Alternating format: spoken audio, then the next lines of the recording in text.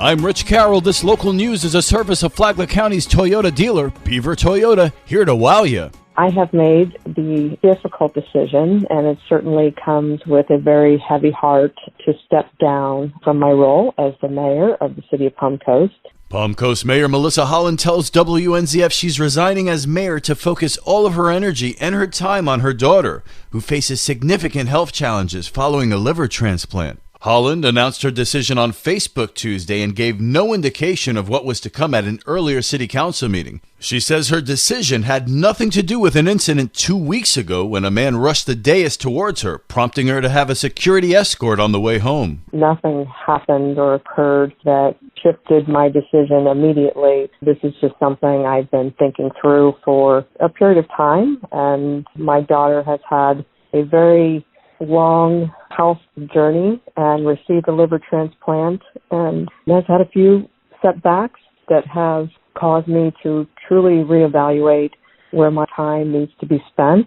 And I believe that family should always come first.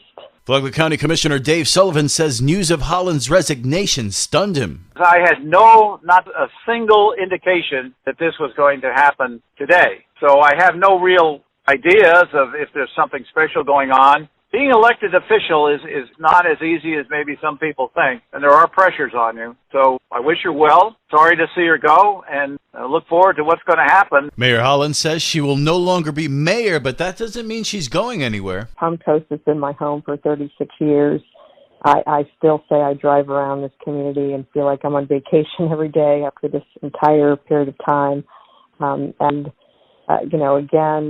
Probably not in the capacity in which I served prior to this, but I will always stay engaged and involved in the best way I possibly can. Holland went on to say serving Palm Coast has been the honor of her life. She was the city's first female mayor. Her exit just 6 months into her second term means a special election will be on the horizon to replace her. In the interim, Vice Mayor Eddie Branchino will take over at the helm. 2 Flagler County deputies are being hailed as heroes. Amy Cherry has the story. Flagler County Sheriff Rick Staley says deputies Stamps and Jenkins were first on scene at a medical emergency reported at a home on Crazy Horse Court in Palm Coast. There they found a man suffering from a possible heart attack and sprung into action. The deputies immediately started CPR and used their AED, which directed the deputies to deliver 2 shocks with the AED, resulting in the victim regaining a pulse. Paramedics arrived and transferred the victim to Advent Health Palm Coast, where he remains in the ICU in stable condition.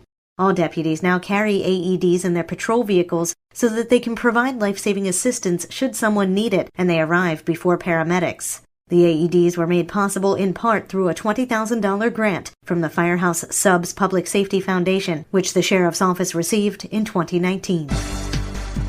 Local health officials say the importance of COVID-19 vaccinations have never been more apparent than they are right now. John Arking has more. Flagler County Medical Director Dr. Stephen Bickle says in light of the CDC's latest guidance that those who are vaccinated don't need to wear masks, it's become ever more obvious that the COVID vaccine is effective. All the more so with recent study results. They're starting to see some studies showing that virtually every patient hospitalized since the vaccine program has really picked up steam is unvaccinated. It's really a very sobering, expected occurrence. We urge people to consider it. So the thing about herd immunity is if enough people are vaccinated or naturally immune from infection, then even the unvaccinated people are protected because it just doesn't spread. If we don't get to full herd immunity, which we're probably not going to get to, it means the unvaccinated people are not protected. So the message is, if you're not vaccinated, you're at risk, and think about it. Residents interested in getting vaccinated can go to flaglercounty.org and click on the COVID-19 tab for vaccination locations and hours of operation. From the WNZF Newsroom, I'm John Arkin. With the arrival of the dangerous weather season comes a reminder to be ready with the Alert Flagler system. Karen Johnson has the details. It's been nearly 3 years since Flagler County rolled out its free, fine-tuned, and upgraded Alert Flagler emergency notification system to protect residents and businesses through public safety alerts, and now officials are urging all to update their information ahead of the need. Flagler County Emergency Management Director Jonathan Lord. You can sign up multiple devices in your account. You get up to 5 different addresses to receive emergency alerts, and you get to pick which emergency alerts you want. It can be anything from 50 different weather alerts you can pick from to missing person alerts, both adult and children. You will select which alerts you want, and you can even sign up and choose quiet times overnight where you will not get those kinds of notifications. Lord says with hurricane season and tornado season fast upon Florida residents, it's also a good time to sign up for Alert Flagler because it's free. Those who wish to enroll or edit their information can do so at flaglercounty.org/alertflagler. For Flagler's Morning News, I'm Karen Johnson.